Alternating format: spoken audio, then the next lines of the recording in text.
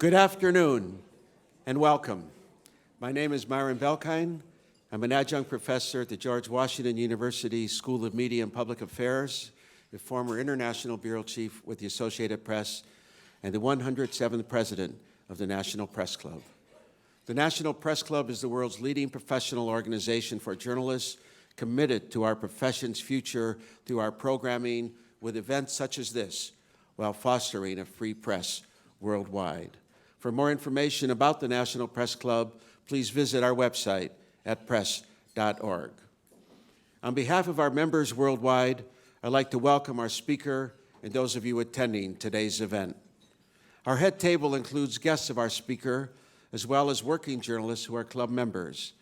And so if you hear applause in our audience, I note that members of the general public are attending, so it's not necessarily evidence of a lack of journalistic objectivity. I'd also like to welcome our C-SPAN and public radio audiences. You can follow the action on Twitter using the hashtag NPCLunch. After our guest speech concludes, we'll have a question and answer period.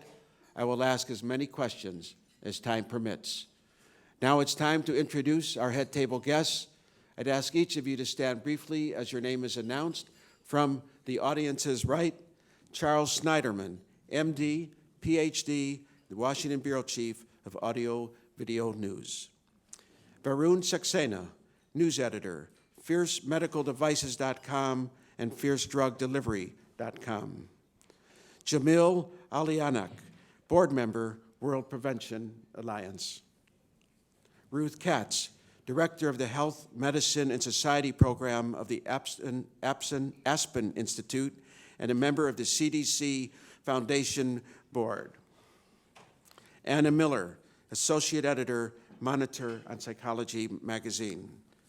Christian John Lillis, co-founder and executive director of the Peggy Lillis Memorial Foundation and guest of Dr. Frieden's. Donna Leinwan-Legier, reporter for USA Today, vice chair of the National Press Club Speakers Committee, and former president of the National Press Club. Skipping over our speaker for a moment, Doris Margolis, president of Editorial Associates and National Press Club Speakers Committee member who organized today's luncheon. Thank you, Doris. Faith Mitchell, president and CEO of Grant Makers in Health and guest of Dr. Frieden's. Susan Heavey, correspondent for Reuters. Carolyn Block, publisher and editor, Federal Telemedicine News. Hideyomi Kinoshita, Washington Bureau Chief of Kyoto News. This time last week, Dr. Tom Frieden was busy cramming for his July 16th appearance before the House Committee on Energy and Commerce. The director of the Centers for Disease Control, Dr. Frieden, had been summoned to Washington to answer questions about the startling and potentially dangerous lab errors at the CDC. And while that topic is likely to come up again here today, Dr. Frieden joins us to explore a much bigger and broader issue, looming worldwide health threats, including the pathogens that put modern medicine at risk. He will discuss what can be done about the Middle East Respiratory Syndrome coronavirus, or MERS, a disease that has no known cure and has recently immigrated to our country. MERS haunts the Arabian Peninsula and now is showing up in travelers to other destinations far away. The virus's recent arrival in the United States sent hundreds of CDC staff into emergency mode, and some now refer to this illness as public enemy number one. Other key issues that Dr. Frieden will tackle this afternoon include the dramatic increase in the number of measles cases in America and the growing threat that dangerous new pathogens pose to world health. These diseases can hitchhike rides and crisscross the globe in a day. He also will update us about the new program the CDC launched 3 weeks ago to combat drug-resistant pathogens. Some of these killer microbes jump from animals to humans, and a growing number of them are resistant to all currently known drug treatments. Dr. Frieden has been director of the CDC since June 2009. A physician with training in internal medicine infectious diseases, public health, and epidemiology. He's especially well known for his expertise in tuberculosis control. From 1990 until 2002, Dr. Frieden worked for the CDC, starting as an epidemic intelligence service officer at the New York City Health Department. Fluent in Spanish, he is a graduate of Oberlin College and received both his medical degree and Master's of Public Health degree from Columbia University. He completed infectious disease training at Yale University. Dr. Frieden has won many awards and honors and has published more than 200 scientific articles. His talk today is titled, Mirrors, Public Enemy Number One? It's with a question mark. Dr. Frieden last appeared at our podium last September. Ladies and gentlemen, please join me in welcoming back to the National Press Club, Dr. Tom Frieden, Director of the Centers for Disease Control and Prevention.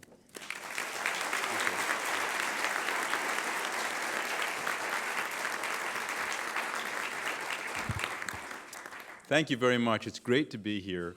And thank you so much to the National Press Club, to President Myron Belkind and Doris Margolis for the invitation and arranging it. And thanks to all of you for your interest in health. And what I'd like to do is talk to you about some of the biggest threats facing us today.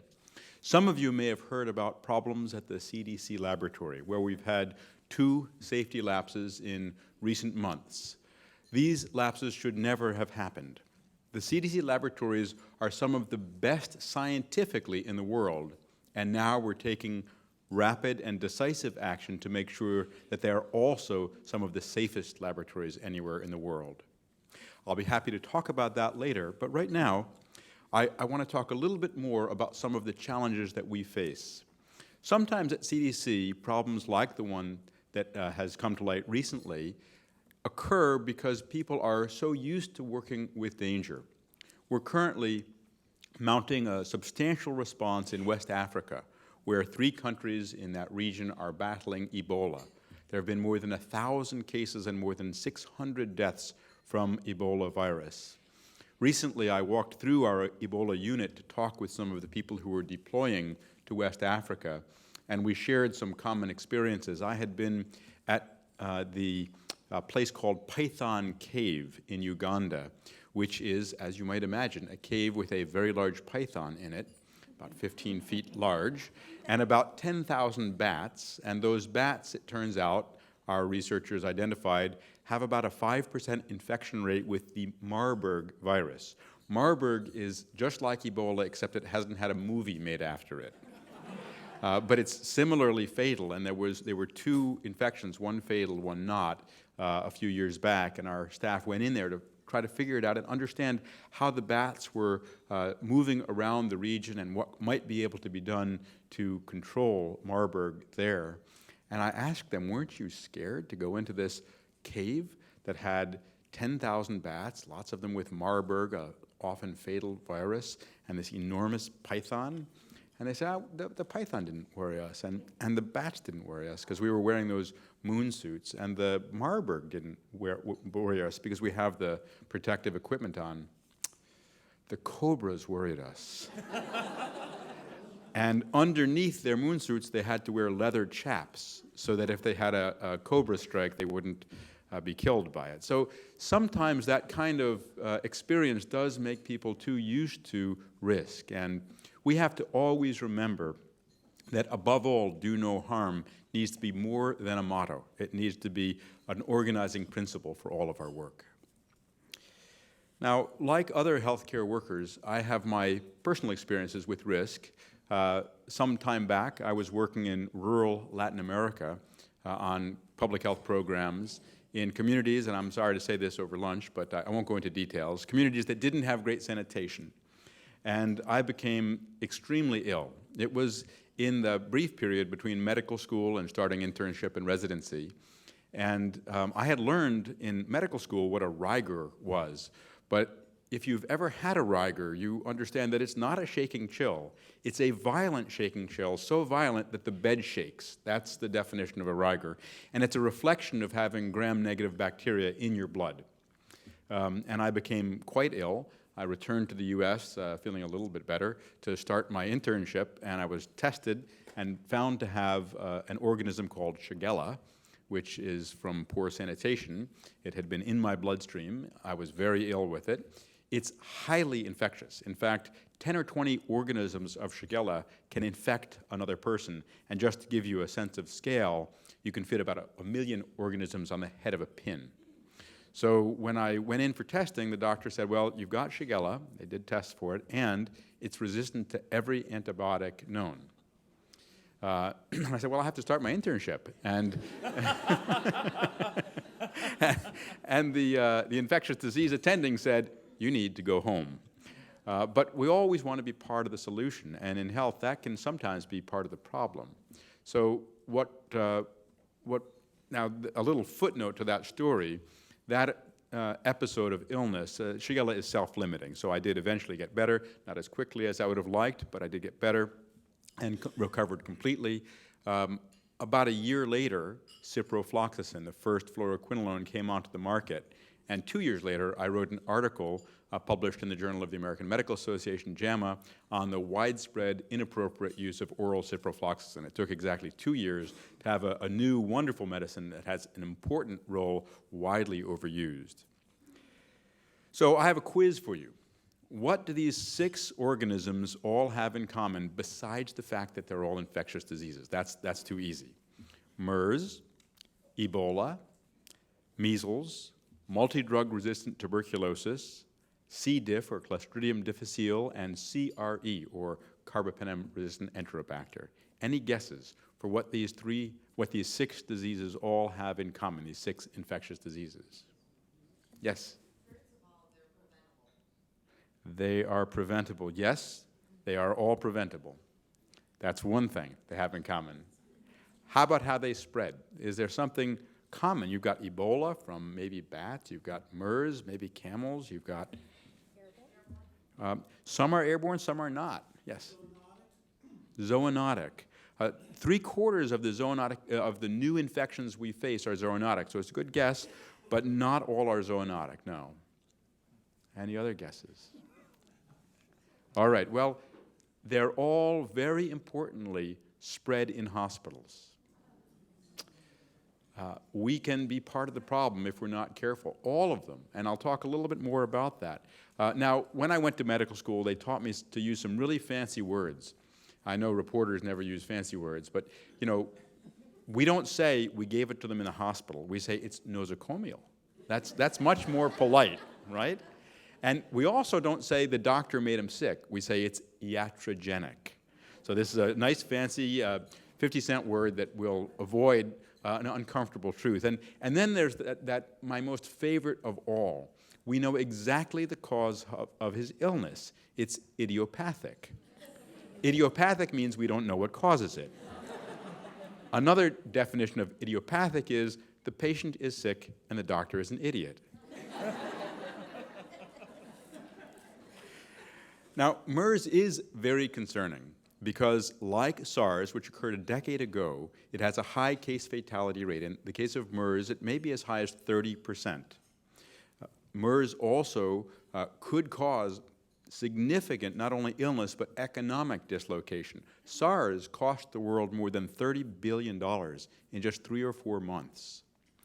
We're learning more about MERS, and that quiz I gave earlier was actually the key lesson we've learned. As we've worked closely with the Saudis, and we're now working very closely with them on a variety of investigations and control measures, we've found that the overwhelming majority of MERS cases in recent months, or in the past 6 to 12 months, have been associated with hospitals. They've been spread in hospitals, patients, staff, visitors, others associated with hospitals.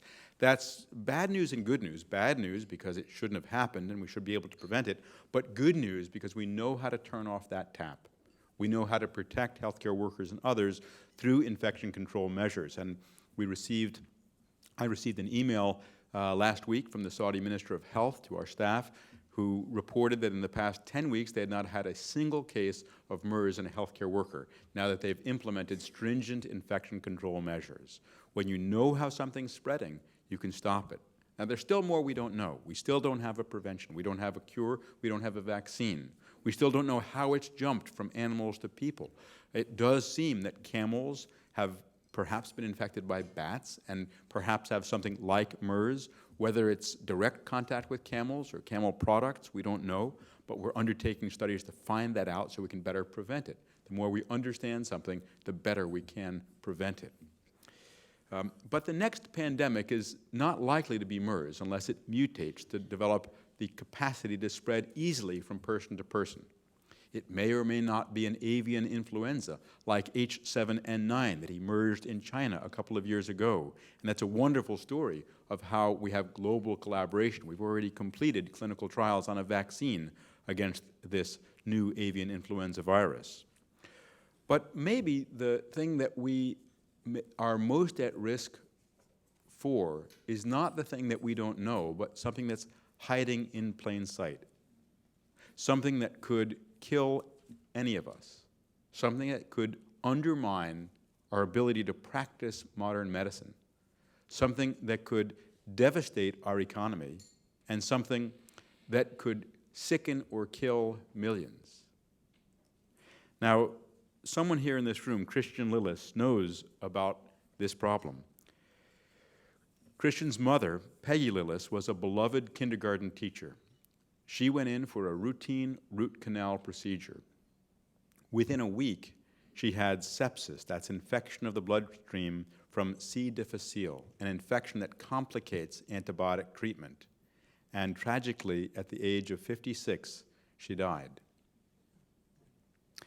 Christian and others have carried the standard to make clear what is the human face behind the tragedies that we read about, because in public health, we're at our best, as Bill Foege has said, when we see and help others see the faces and the lives behind the numbers.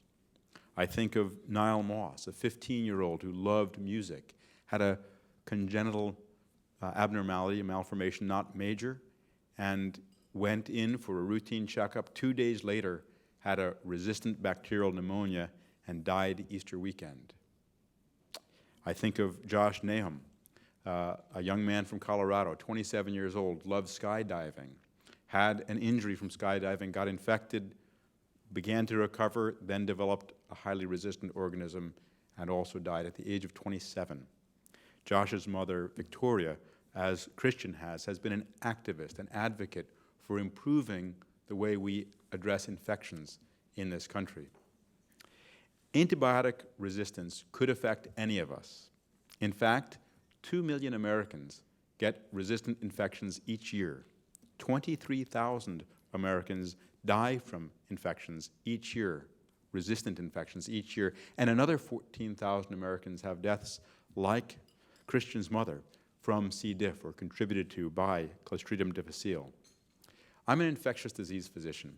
I've treated patients for many infections, and I've also treated patients for whom there were no antibiotics left. I felt like a time traveler, going back to an era before antibiotics. We talk about the pre-antibiotic era and the antibiotic era. If we're not careful, we will soon be in a post-antibiotic era. And in fact, for some patients and some pathogens, we're already there. Antimicrobial resistance is a big problem, and it's getting worse. It costs us at least $20 billion a year in healthcare costs alone. And it creates two problems that are worth thinking of a little separately.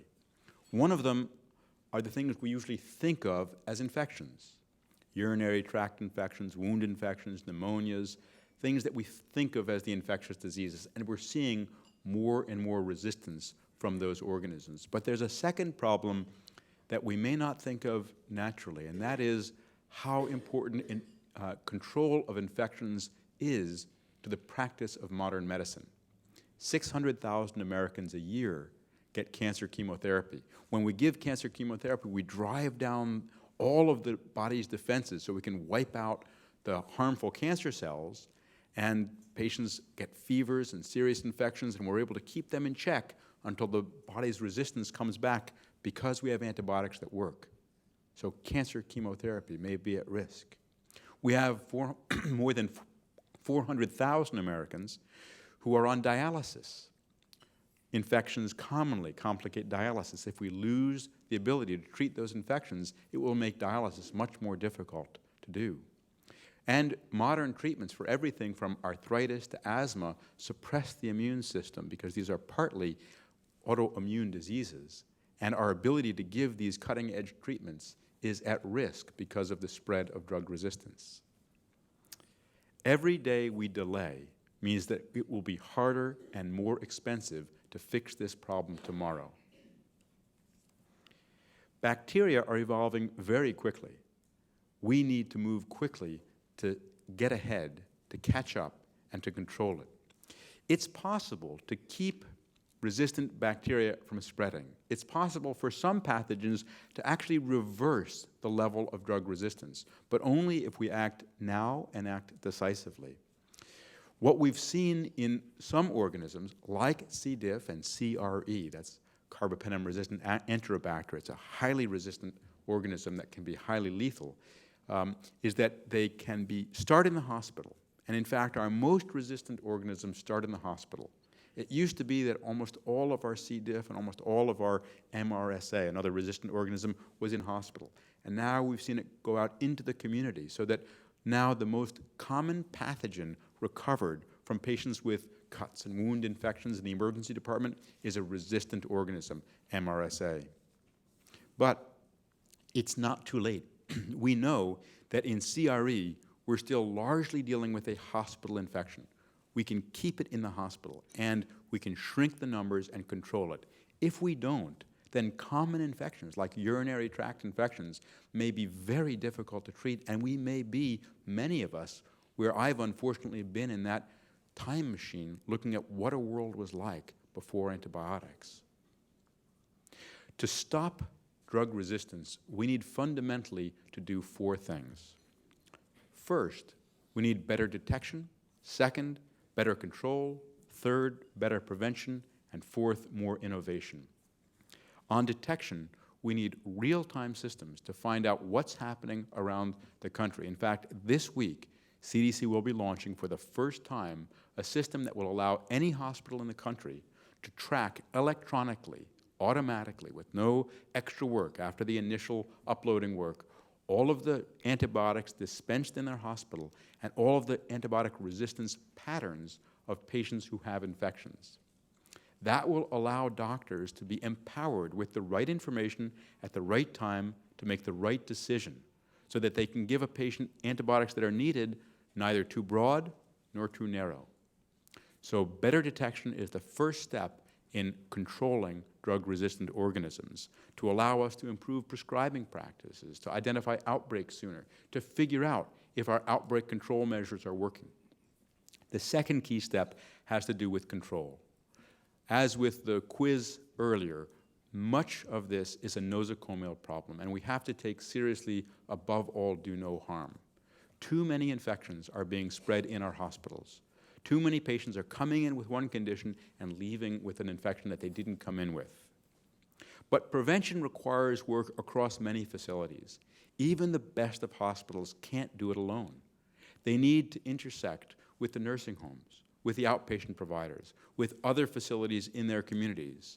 And that can best be done with public health departments serving a convening, collaborating, and facilitating role. State health departments will be key to reversing drug resistance and will be key to reversing the nosocomial or hospital spread of infections. And many of them are doing it, and they're doing a wonderful job, but we have much more that we need to do. Third is prevention.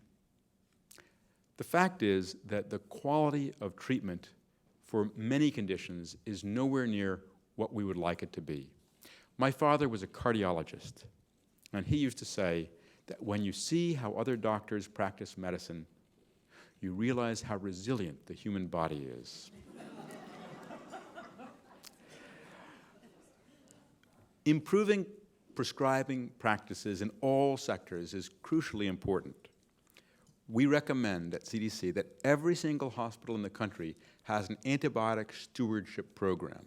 This means that antibiotics are looked at carefully, that the data from their hospital, both resistance patterns and prescribing patterns is tracked regularly, and if there are aberrations or things that aren't right, they're improved. We've done a study that suggests that about a third of all antibiotics used in hospitals in this country are either unnecessary or inappropriate. There are enormous differences between one region of the country and another, and those don't reflect undertreatment, believe me, in the areas with lower rates of utilization. We know that team-based care, checklists, reporting, feedback, accountability, these are all simple management tools that need to be applied systematically to prevent drug resistance. And we know that many antibiotics that are being used are not necessary. With every medication, whether it's for infectious disease or other, we need to think about the risk-benefit ratio and always think about that ratio. There is no medicine without risks, and we have to balance that risk-benefit ratio. That risk may include drug resistance. It may include C. diff. It may even include, in the case of antibiotics, contributing to the obesity epidemic. That's a current hypothesis for which there's some data, though, frankly, there's some data for lots of hypotheses about what is contributing to the obesity epidemic. Another area where we've seen a risk-benefit calculation with medications get off kilter is with prescription opiates, which turn out to be both extremely addictive and potentially deadly. Take a little bit too much and you stop breathing and can die. So for all of the medicines we use, we have to keep track of that risk-benefit ratio.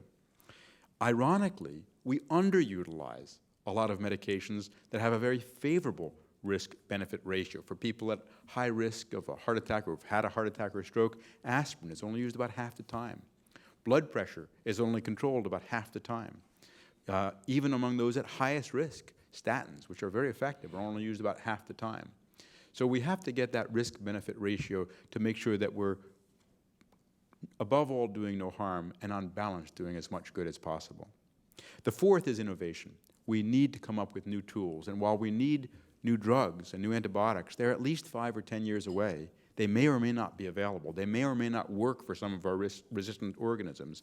And today, we can stop, slow, or even reverse much of that drug resistance trend. And there's also innovation needed in tracking resistance, understanding it better, figuring out what works to reverse it.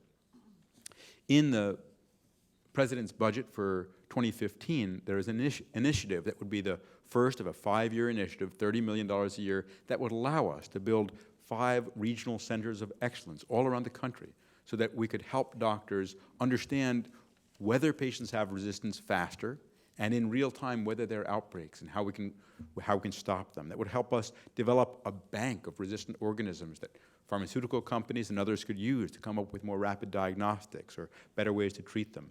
That would allow us to scale up programs like hospital stewardship programs and improve antibiotic prescribing. And we project that if funded, we would be able to not only save money, but more importantly, save lives. We project, based on real data, that with this initiative, over 5 years, we would be able to cut our 2 deadliest threats in half, both CRE, the nightmare bacteria that's spreading in many of our intensive care units, and C. diff. And we know that because places that have done this right have had that result. We can make this succeed across the country, but only with investment. In fact, over 5 years, we project that we could reduce by 600,000 the number of resistant infections, by 27,000 the number of deaths from resistant infections, and by $7.7 billion the healthcare costs from it. Public health is a best buy, but we have to act now. Antimicrobial resistance has the potential to harm or kill anyone in the country, to undermine modern medicine, to devastate our economy, and to make our healthcare system less stable. Confronting this has the ability to protect Americans from the moment they're born and throughout their lives.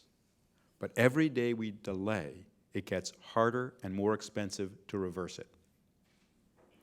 It's too late for Peggy, for Niall, for Josh, and for 23,000 people who died this year from infections that might have been able to be prevented if we had taken these actions before.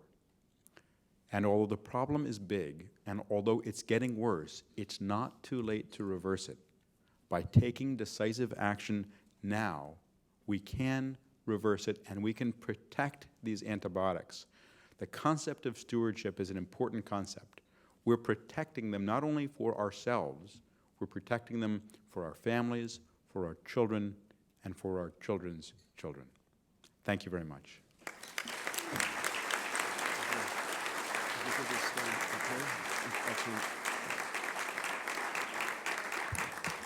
Thank you, Dr. Frieden. According to a recent report by the FDA, 80% of all antibiotics used in the United States are fed to farm animals. This means that only 20% of antibiotics, which were originally developed to protect human health, are actually used to treat infections in people. What is being done to address this issue? We want to see rational antibiotic use wherever antibiotics are used.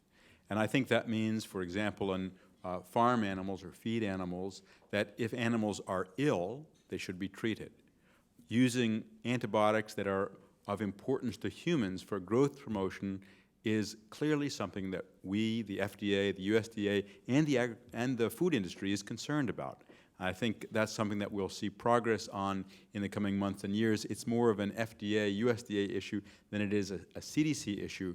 But we do recognize as CDC that some of the most resistant organisms we're seeing, like CRE, which is a nightmare bacteria, it's resistant to virtually all antibiotics, and it covers multiple different organisms that have a fatality rate as high as 50% in the hospital. Some of our most serious resistant organisms are in the healthcare system, particularly in hospitals. But we want to see rational prescribing everywhere antibiotics are prescribed. Antibiotic development is not as profitable for drug companies as drugs such as statins and Viagra. How do we encourage pharmaceutical companies to develop new antibiotics to treat these emerging antibiotic-resistant infections? We do really have a problem with the incentives. From a strictly business standpoint, a terrible thing about antibiotics is that they cure people, and then you can stop taking them. That's not a model for a highly lucrative pharmaceutical product. You want a product that's going to be taken for a long, long time, and that's not what we want with antibiotics. So we have to figure out a way for government and industry to work together so that the incentives for antibiotic production and antibiotic development match the need. And there have been important steps taken by Congress in the past few years, bicameral, bipartisan, new laws in place that improve those incentives. But it's going to require creativity, it's going to require innovation, it's going to require a dialogue between government and industry, thinking about ways to reduce the risk for developers, to improve the benefit, and to ensure that there's reasonable profit without excessive profit that might result in a backlash. So these are tough issues, but they're important to address. We do want new antibiotics. They're important. But we also have to recognize that we may or may not succeed. We don't know why the antibiotic pipeline has thinned out in recent years, but it has. Is that because of less investment? Maybe. Is it because the low-hanging fruit has all been plucked and it's going to be harder to make antibiotics in the future? Maybe. We don't know. We can't assume that we're going to develop new drugs to get ourselves out of this mess. We have to assume that we have to make rapid progress with the tools we have and preserve the antibiotics we have, while at the same time we promote development of new antibiotics as well. Is CDC looking into natural cures in addition to prescriptions? There's some really interesting developments in a variety of ways to reduce infection. We know that lots of things will reduce your susceptibility to infection or improve your susceptibility to infection. If you're healthier, if you're physically fit, if you get enough sleep, this improves your overall immune system. And there's some intriguing new data coming out on the microbiome. We sometimes can think of ourselves as at war with microbes. They're the enemy, and we try to keep them out. But actually, we've got trillions of microbes in us, and they're important for our health, and we're just beginning to understand that. some of the new tools, some of which Congress funded CDC to expand the use of, called advanced molecular detection, which allow us to sequence the genomes of microbes in real time. Some of these new tools are teaching us new things about the microbes that are helpful as well as harmful. In fact, for C. diff, as an example, there are new treatments that involve providing microbes that fight against C. diff as a way of battling microbes with microbes. After all, if you go back to the first drug developed against tuberculosis, streptomycin, Selden Waxman and his graduate student, Schatz, figured out that there had to be things in nature that fought tuberculosis. Otherwise, you'd have tuberculosis everywhere. So they went into the soil of Staten Island, and they figured out that there were bacteria there that produced chemicals that killed the tuberculosis bacteria. So there are ways that we can use fire to fight fire, if you will. Can the CDC or the HHS take any regulatory steps to enforce responsible use of antibiotics in hospitals? We have to work in collaboration with the healthcare system, and one of the biggest challenges for public health in the coming years is that integration of public health and clinical medicine. At CDC, we've been delighted to have a very positive, constructive partnership with the Center for Medicare and Medicaid Services. As an example, we, for many years, have run something called NHSN, the National Healthcare Safety Network, and we had many hospitals involved. And then CMS said, oh, and by the way, if you want to get 100% of your reimbursement, you must participate in NHSN. And suddenly we have 14,000 facilities participating, and they benefit from that. They are given information that they can act on to improve their care. Just yesterday, the person who's leading much of our work here met with 8 different healthcare systems to figure out how can we sustainably achieve the kind of hospital stewardship programs. So it's not so much a question of mandating and enforcing as figuring out together what's needed and then making sure that we have a level playing field so that gets done. And tools like the National Healthcare Safety Network provide tools to hospitals to improve the quality of their care. In September 2013, the CDC put out a report on antimicrobial resistance in which the agency identified new drug development as a pillar of a strategy to combat AMR. Congress is currently considering legislation to facilitate drug development by creating a new approval pathway for drugs to treat serious and life-threatening infections for which there are few or no treatments. From CDC's perspective, which are the infections for which we most need new drugs? Well, we have one success story, bedaquiline is a new drug that's useful for multi-drug resistant tuberculosis, and the FDA was able to approve that rapidly. There was some controversy about that, but the data was strong, and CDC recommended it, and CDC is in support of that decision. We need to look at the organisms for which we have the greatest risk. That includes the whole spectrum. It includes the gram-negative rods, which are deadly, things like E. coli and Pseudomonas klebsiella in our intensive care units, but also the gram-positive organisms like staph, where we have MRSA. So there are a range of organisms for which we need better treatment, and we also need to understand them better. And the tools that we're now using of advanced detection are fascinating. We're learning that many of our assumptions were real simplifications, that if you have an infection, it may include not just one organism, but a broad range within that species, what is sometimes called quasi-species. And how we measure that in the laboratory may be different from what's actually happening and causing illness in people. So there's a lot we need to learn about the patterns of disease, not only within the population, but within individual people, so we can innovate and target our innovations most effectively. Perhaps the battle against microbial resistance to drugs will have to be fought genetically at the molecular level.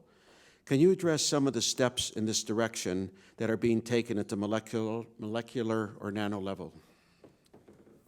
I've mentioned CRE a couple of times. Let me give you a little bit more detail, because I think this really illustrates the answer to this question. CRE is carbapenem-resistant Enterobacteriaceae.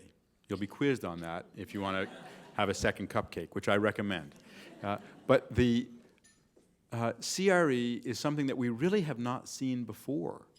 It is a jumping gene, a plasmid, a part of the genome, a part of DNA sequence that can move not only between one organism and another, but between one species and another.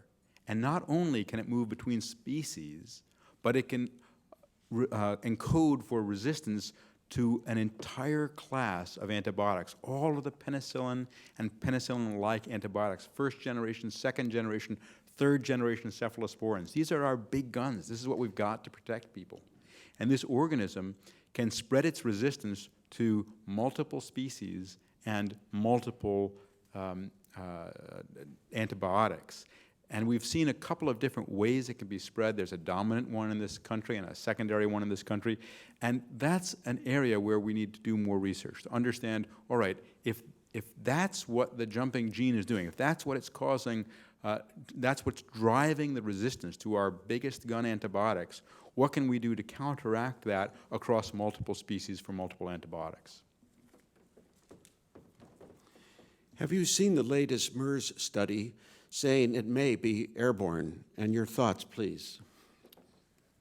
We're working very closely with the Saudis and with other countries in the region to better understand and control MERS. We have teams on the ground. We've done studies. We did one in Jordan a couple of years ago that was fascinating. It showed that if there were lapses in infection control, you had a lot of spread in the healthcare facility.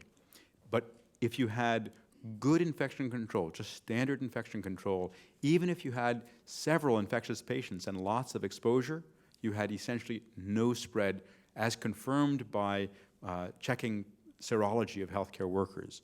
So we're still understanding how MERS spreads, how it jumped the species barrier, how it is continuing to seed cases. But from everything we've seen, it's largely been spread in recent years, in the past 2 years, in hospital, and that's largely controllable by rigorous infection control. And that's good news. That doesn't mean it won't change in the future, but at least that's where we are now with it. You have called the bird flu safety breaches the most distressing to you of all the breaches. Why is that breach most troubling to you? We had 2 laboratory breaches at CDC. One was anthrax, where there was potential, probably not, but potential exposure of workers at CDC to infectious anthrax. What happened basically was that a laboratory thought they had killed the anthrax, but subsequently it was not clear that they had. We've done subsequent studies which suggest that though it's not impossible that some of the anthrax may have exposed other people at CDC, it's extremely unlikely. But still, that was a reflection of a set of policy and procedural lapses that should never have occurred. And we're now taking active measures to make sure that we do everything that we can to make sure that the risk of that is minimized. The H5N1 situation was rather different.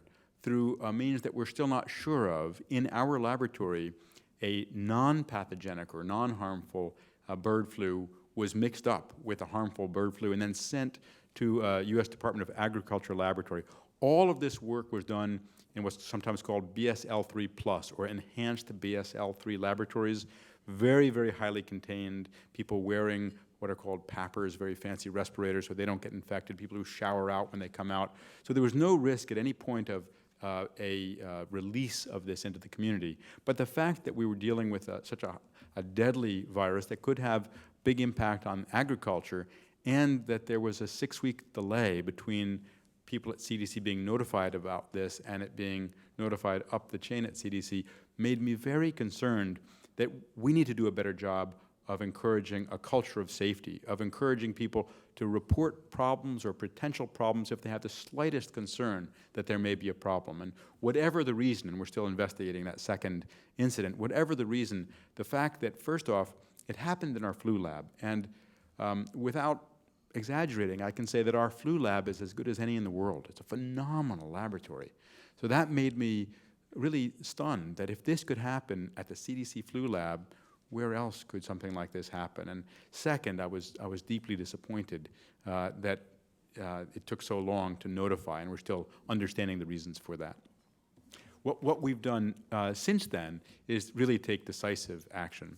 We've stopped all shipments of all biological materials from all of our high containment laboratories until I personally review and approve the inactivation procedures laboratory by laboratory.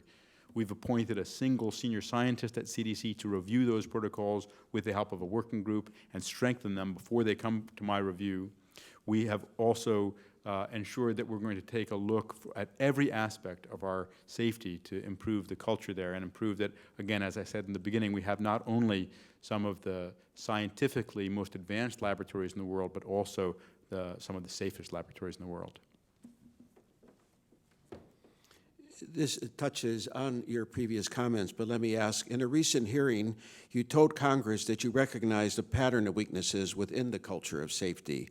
How were those weaknesses allowed to develop?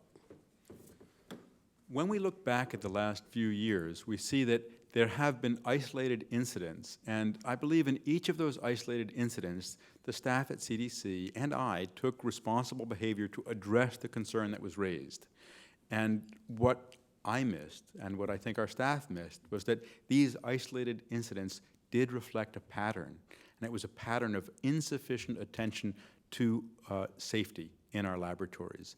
And that's what we're addressing now. And I think you can hypothesize about the reason. The story I told at the outset about Python Cave and Ebola is likely to be part of it. If you work with dangerous organisms day after day, month after month, year after year, sometimes there is a tendency to get lax. What we have to ensure is that though human error may be inevitable, human harm shouldn't be.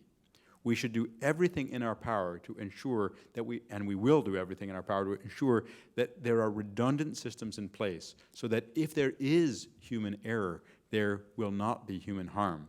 I think the broader lesson is that it's possible to minimize the risk of many things, but it may be not possible to achieve zero risk. And that has a lot of us thinking hard about what makes sense to do in that risk-benefit ratio. If we're balancing a minimal but non-zero risk against a potential benefit, we'd better be very sure both that we make that risk as low as possible and that we have a reasonable expectation that there will be a benefit. Can you describe the sweeping changes, in quotes, that you have initiated at the CDC? And I realize you touched on some of them. You might want to expand. So we have done a series of things. I've issued a moratorium on transfer of all biological materials out of high containment laboratories. We've closed the 2 laboratories where these incidents occurred, and we will not reopen them until we're ensured that they can open safely. I've appointed a single point of accountability to oversee laboratory safety throughout CDC, and he and his group, Dr. Michael Bell, are reviewing first and foremost those applications to lift the moratorium lab by lab. They will work not just as an individual group, but throughout every part of CDC to promote that culture of safety, which has to be every lab worker, every supervisor, every lab branch chief and team lead. We will also take disciplinary action as appropriate. We have convened, and I've invited an external advisory group of all people who've never worked for CDC before to come in and give us a fresh look. Tell us what we could do different or better to improve safety. We're investigating the incident with flu. That's not completed yet. And we're looking at our function as a regulatory agency. We have something called the Division of Select Agents and Toxins. We regulate over 300 other entities that work with dangerous organisms. And what are the lessons from our experience to make sure that we do that regulation effectively? Do I hear that are you advocating for harsh punishment against those who breach safety in labs? And what can Congress do to improve lab safety? It's really important to balance 2 competing visions of how you deal with an incident like this. In one vision, you find the culprits and you punish them. In another vision, you fix the culture and you fix the policies and procedures. I don't think either of those on its own is the right way to move forward. On the one hand, you have to ensure that you have policies and procedures and a culture that promotes safety continuously, that recognizes that risks are serious and non-minimal, and does everything to analyze what are ways to reduce that risk. At the same time, you look at individual incidents, and if there is negligence, if there is a failure to report, then you have to take appropriate action. I think those aren't either or. That's a combined approach. In terms of congressional action, there are observers who have said perhaps there should be a different entity to look at these dangerous pathogens. And I think that's certainly an idea worth exploring. It's complicated to investigate these laboratories, to inspect them, to ensure that they do a good job. We do as good a job as we can on that with the Division of Select Agents and Toxins, but we're going to look at that and see, are there ways we can do that better? Several years ago, because of my concern that it would look like a conflict of interest, I asked the Agriculture Department, which also inspects such laboratories, to inspect CDC's labs so that we wouldn't be one part of CDC inspecting another part of CDC. But we're open to all ideas to how to improve safety in these laboratories. And more broadly, I think we have to look at, do we have the right number of laboratories? Do we have the right risk-benefit ratio calculations for some of the research that's going on? You faced tough questions during last week's House hearing. I noticed. What was your takeaway from what you heard from the committee members? I think the committee very appropriately had concerns that if something like this can happen at CDC, first off, how did it happen? Are you going to fix it? And what's happening elsewhere? So I think the questions were tough but fair. And the approach that I'm taking with my staff and that I encouraged Congress to take is very much a trust but verify approach. We're going to do things to improve safety, but don't take us at our word. We will review and share the results of that and ensure that what we do transparently, openly, clearly. We always find that it's much better to be clear and open about a problem than otherwise. And I think we have been about these problems from the moment we learned about them. And that will be our way going forward as well, to say, here's what we've done, here's what's achieved and not achieved. I would be disappointed but not surprised if we identified other incidents in the past or other things happen in the future, and that may well be a reflection that we're improving that culture of safety and that willingness to report problems rather than failing to correct what is an important issue to address. So I think the questions were tough but fair, and we will continue to provide information because we have such important work to do. This work is not done out of idle curiosity. This work is done because anthrax continues to kill people around the world, because anthrax has been used as a biological weapon, because these select or dangerous agents, organisms, are still both spreading in nature and potentially could be used in a bioterrorist event. We have some media-related questions. What is your reaction to the media coverage of recent incidents involving laboratory safety at CDC? I generally think the media has been responsible in their coverage. I sometimes wish it would be a little different, but I don't think that's something that anyone wouldn't say at some point or another. I think the smallpox discovery on the NIH campus somehow has gotten conflated in some of the reports. What happened there was a researcher, probably in the 1960s, before there was smallpox eradication, put aside hermetically sealed vials of smallpox and other pathogens. It was a different era. It was not done out of malice. And it was kept in a cold room for decades, apparently, undisturbed, untouched. And the moment it was touched, the FDA appropriately informed NIH. They appropriately immediately informed us. And we mobilized over the July 4th weekend, actually, to make sure that along with law enforcement, we were able to go in safely and securely, secure the materials, make sure they were secure at all times, transport them securely back to CDC, then in a controlled environment in the only laboratory outside, well, there are 2 laboratories in the world that are allowed to have smallpox, ours and one in Russia. In that laboratory with the worker who is the most experienced in the world at working with historical collections of smallpox, safely open it, analyze it, test it, and determine that, in fact, it was still viable smallpox. What we will do with that, as we've said from the very first moment that became apparent, is we will fully analyze the genome, and once that genome is sequenced and analyzed, we will then invite the World Health Organization observers in, and we will destroy the strains and all of the biologically viable materials associated with the strain. So that's one part of the study that sometimes, the story that I think sometimes has been confused with the other parts that are going on. It really shows CDC staff working 24/7 to protect people and make sure that we could understand and control what turned out to be not a risk, but that required a very active response, and got that response. A media-related question on behalf of some journalists. Why does CDC now prohibit staff members from speaking to reporters without Public Affairs Office oversight, despite the fact that in previous times there were no such restraints? As far as I'm aware, CDC does not prohibit staff from talking to reporters.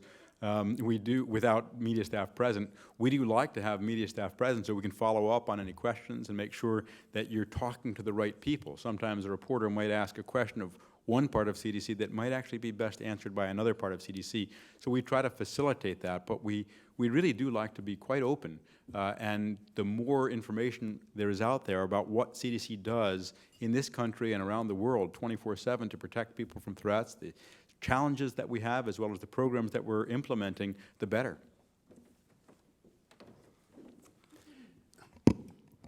We are almost out of time, but before asking the last question, we have a couple of housekeeping matters to take care of. First of all, I'd like to remind you about our upcoming events and speakers. On August 1st, His Excellency Denis Sassou Nguesso, President of the Republic of Congo, will discuss peace, security, and stability of the Central African region and oil investments in his country. And on August 4th, we have just announced that His Excellency Jacob Zuma, President of South Africa, will speak at the National Press Club on the eve of the U.S.-Africa Leaders Summit. Next, I'd like to present our guests with the traditional National Press Club mug. You can add this to your collection. And the traditional last question: how does your experience appearing before the National Press Club compare to your experiences last week before Congress? The food was much better here. It's a pleasure to be with you. It's a pleasure to share with you what CDC does, because despite the recent incidents, the fact is that CDC has more than 15,000 staff. We work in over 50 countries. In every state in the U.S., we provide 2/3 of our resources to state and local entities, and we're there 24/7 to protect people from threats, whether they're infectious disease, environmental threats, or chronic diseases, cancer and heart disease, whether they're intentionally created, man-made, or naturally occurring, whether they're in this country or anywhere in the world. And we do see the press as a vital partner in providing information and shedding light on the important health challenges that we face. So thank you all so much.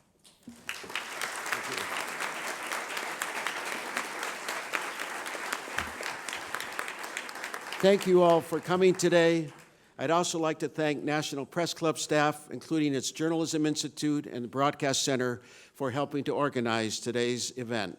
Finally, here's a reminder that you can find more information about the National Press Club on our website. Also, if you'd like to get a copy of today's program, please check out our website at press.org. Thank you, and we are adjourned.